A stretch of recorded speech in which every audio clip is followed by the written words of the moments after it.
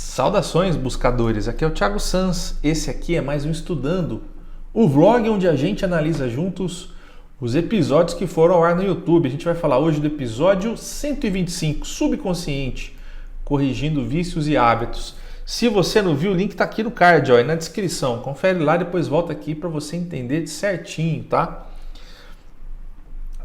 Olha que interessante. Esse episódio tem alguns bastidores, tá? Para quem é mais esperto, mais atento, percebeu que tinha acontecido algum negócio antes, né? Que estava rolando uma intenção por parte da Gisele, tinha alguma coisa que tinha acontecido. Eu vou explicar para vocês agora o que aconteceu, né? A Gisele, ela estava conversando com alguém, de repente ela deu passagem, incorporou uma consciência pela primeira vez. Era Raft, um felino, tá certo?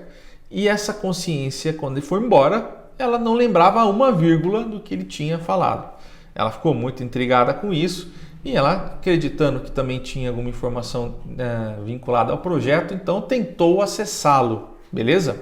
E esse foi a tentativa, essa sessão foi a tentativa. Essa e a próxima, 125, 126.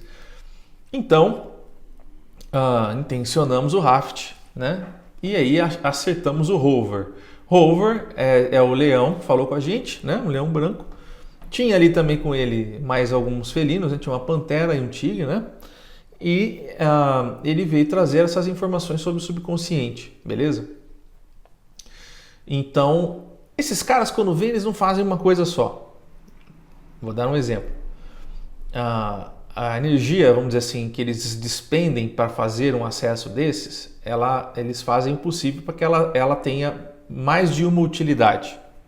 Por exemplo, o médium às vezes está borocochô, aconteceu uns BO na vida, né?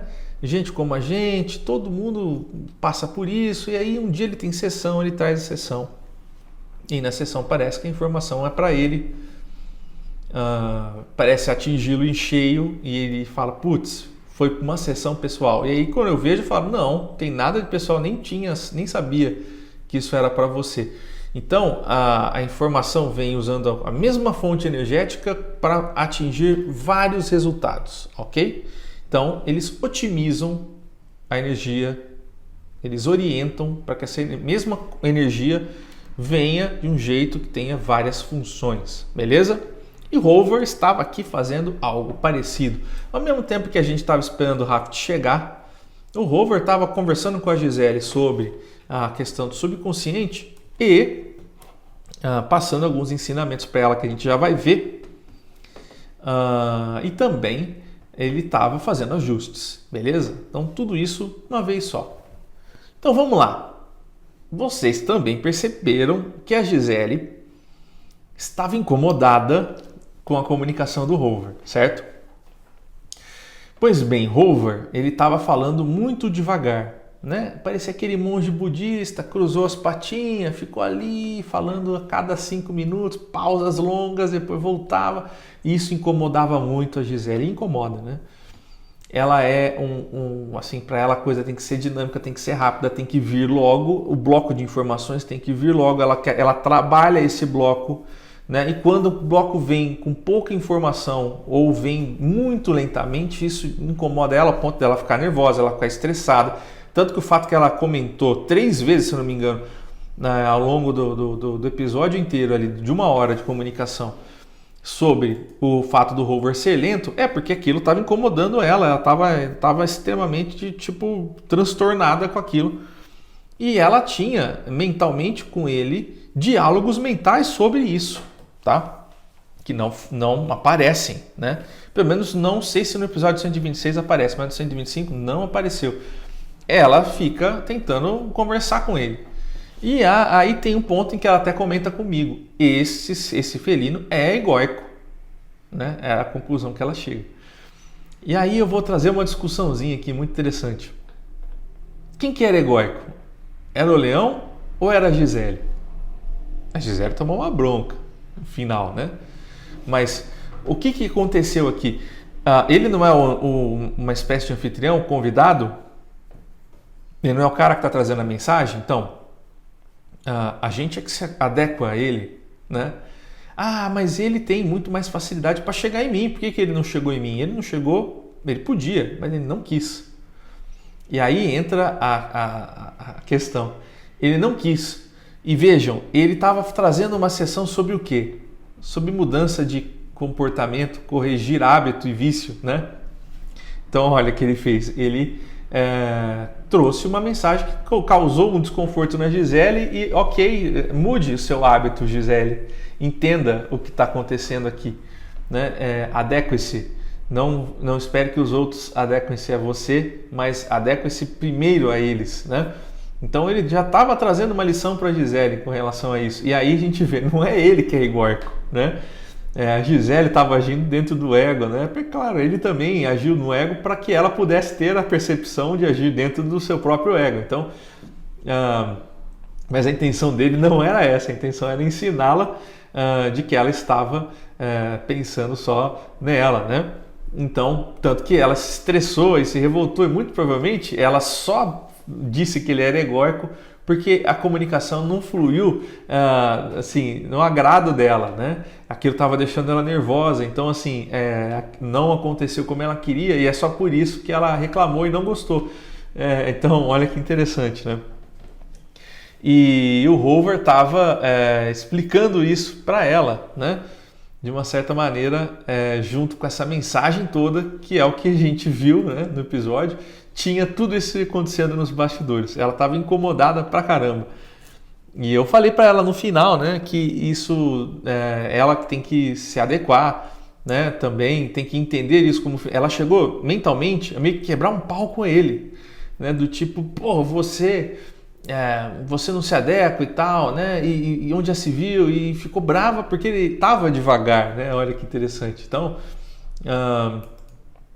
isso é um conceito dos bastidores muito interessante. Ela não entendia e nem sequer pensou no momento em que talvez ela fosse quem estava sob algum foco de aprendizado. Não, ela simplesmente só foi perceber depois que eu falei, né?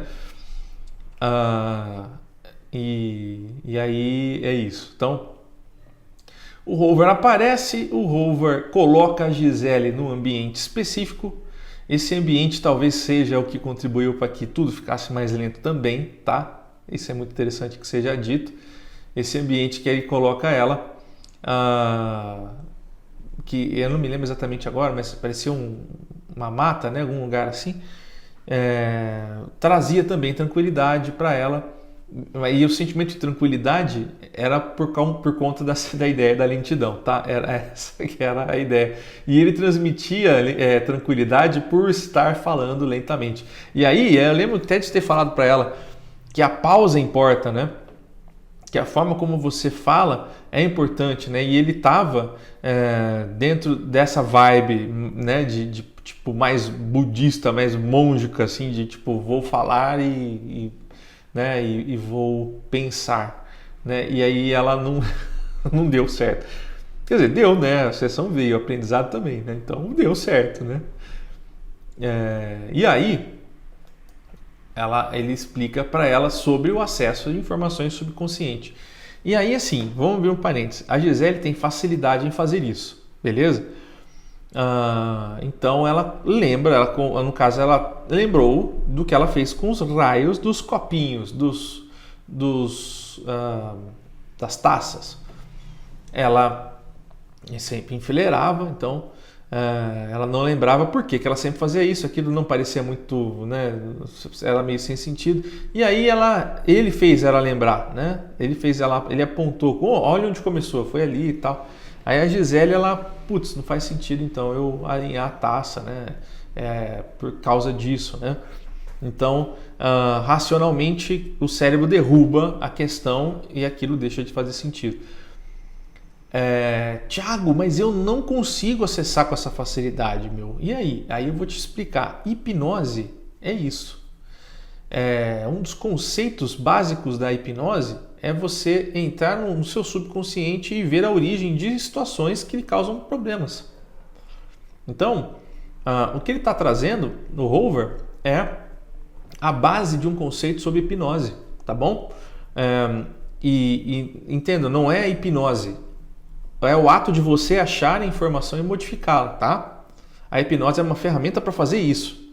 Isso que aconteceu no episódio foi outra, porque nós fizemos isso através de um acesso externo a outra consciência, tá? Que induziu tudo isso para a Gisele poder ver, tá? Então, é isso, tá? Ela identifica, né? E corrige essas informações. Que mais é dito aqui, né? Eles entram em algumas coisas sobre a ideia original do cérebro humano e tal, de que o cérebro não foi feito, porque assim, como se a gente não aproveitasse a capacidade do cérebro, né? Existe toda aquela ideia dos 10% que a gente utiliza do cérebro, isso aí é uma falácia, tá? É bom deixar isso claro, porque eu sei que alguns de vocês comentam, a própria Gisele chegou a pensar nisso também. Antigamente se achava isso, tá? Hoje em dia isso não é mais fato, né? A gente usa o cérebro por inteiro. A questão é a qualidade com que nós usamos o cérebro, tá?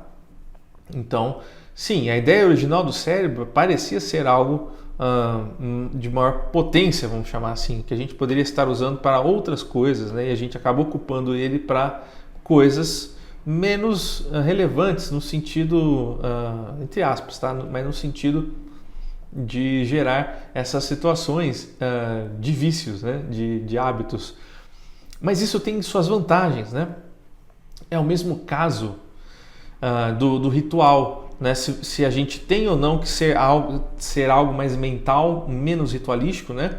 Ou então ter essa capacidade dos símbolos, utilizar essa capacidade cerebral nossa, humana, racional, de ter essa questão de simbolismos, de ritos e tal, né? E aí, lembra da bruxa, do episódio da bruxa que foi, acho que o 124, né? O 125, 123, né?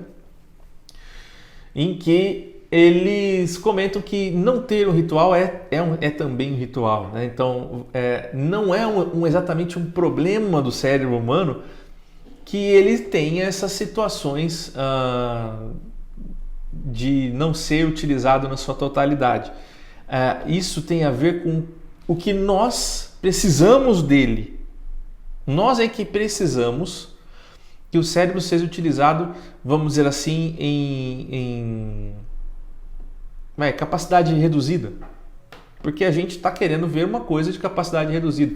E isso não é exatamente tão problemático. Se a gente levar em consideração que a encarnação e todo o processo que envolve a criação de raças é para gerar mais individualidade, vocês vão entender que fatalmente isso estará ligado a como o cérebro das consciências funcionarão, né?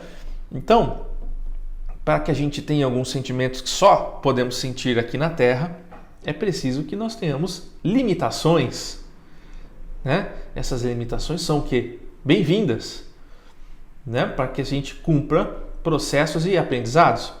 Então, o que eu estou trazendo é um contraponto a essa ideia, né, de que o cérebro não está sendo utilizado na sua capacidade máxima. Isso, de fato, é interessante para a gente entender que a raça pode ir um pouco mais além, mas a capacidade dela está sempre presa, relacionada com o que nós mesmos precisamos desenvolver. E se o cérebro comporta também esta possibilidade, então nós também teremos essa possibilidade em acontecimento na Terra.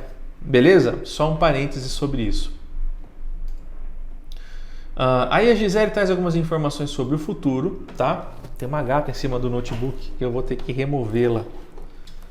Pronto. Não volte, tá? E aí eles entram na situação de futuro, né? De tempo. Aqui é uma coisa bem legal, porque o rover ele deixa bem claro que o tempo é condicionado ao planeta. E essa ideia de tempo condicionado ao planeta é real, é a coisa mais real possível. E os nossos cientistas entendem isso também, porque eles compreendem que, embora o tempo para eles seja muito relacionado à velocidade, porque é também, então é por isso que o tempo para a gente passa mais devagar. porque a nossa densidade faz com que a gente tenha uma vivência diferente com relação ao tempo. Então, o tempo está condicionado à matriz planetária. E uma outra matriz planetária, em uma outra dimensão, uma outra experiência de vida, terá uma outra repercussão do tempo. O tempo é como se fosse uma distorção, certo? De elementos externos que condicionam a matriz, né, a viver numa equação específica que cause um aprendizado específico. No nosso caso, nosso pensamento tem que ser mais rápido que nossas ações, as coisas têm que ser mais lentas, porque a gente consegue, então, um benefício desse aprendizado de não estar vivenciando algo muito instantâneo, né? Ou seja, a nossa própria manifestação mental, ela se torna cadenciada e lenta, tá certo? Isso é proposital. E isso é um reflexo da própria incidência da luz nesse planeta. Por isso, o tempo é condicionado ao planeta. Muito bem? E isso é muito interessante de ver o assunto, né, ser falado, tá? Que mais, pessoas? Eu acho que é por aí. Tem a segunda parte, tá? A Gisele entra de novo nos aspectos futuros da humanidade aqui. Ela fala da teoria dos elos. A teoria dos elos seria a ideia de você ter dois elementos que quando se unem formam um terceiro, tá? E esse terceiro é diferente, mas ligado, né, aos elementos anteriores. E, enfim, e o ponto zero, que também é comentado, é o ponto de origem do nosso universo de arquétipos, tá? É quando começa isso tudo do tempo, da luz e do que a gente vê quando a gente olha na noite, assim, que o Hubble vê, o telescópio Hubble vê, tudo aquilo que é perceptível para nós hoje é o universo de arquétipos. Existem universos anteriores a esse e existem universos de manutenção desse, tá certo? Isso o PCE estuda, né? Também, tá? Então, a maioria das coisas que a gente traz é sobre os universos de arquétipos, porque é onde estão os aprendizados que a gente precisa ter, tá? Mas, assim, o universo, por exemplo, o universo do vazio, que é o universo de manutenção, é muito difícil que as consciências do universo de arquétipos tenham contato com elas, né? Embora nós tivemos algumas vezes, mas é muito difícil, não tem muita serventia, tá? E os universos que antecedem os nossos seriam os universos de seres primordiais que já nasceram com mais ionas do que nós, tá certo? Ou seja, eles estão numa experiência não exatamente individualizada, tá certo? É uma experiência mais coletiva, no que a gente entende de coletividade e de individualidade. Então, eles decidiram ver coisas novas, criar coisas novas, sentimentos e etc. Então, desceu-se vibratoriamente para o universo de arquétipos para produzir a individualidade e, através da individualidade, adquirir conhecimentos que não eram possíveis de serem feitos onde eles estavam. Beleza? Essa é a lógica do processo. E é isso, pessoas. O resto é muito autoexplicativo, é só ouvir a sessão e é isso aqui que nós temos para hoje. Aguardem o episódio 126, porque aí o Raft aparece, beleza? Então fiquem bem e até semana que vem. Não se esqueçam de nos ajudar ali no Catarse, tá? E pelo nosso Pix, pix@projetocomunicaçãoespacial.com.br. Ajude-nos a manter o projeto funcionando, ok? Muito obrigado, povo. Fui!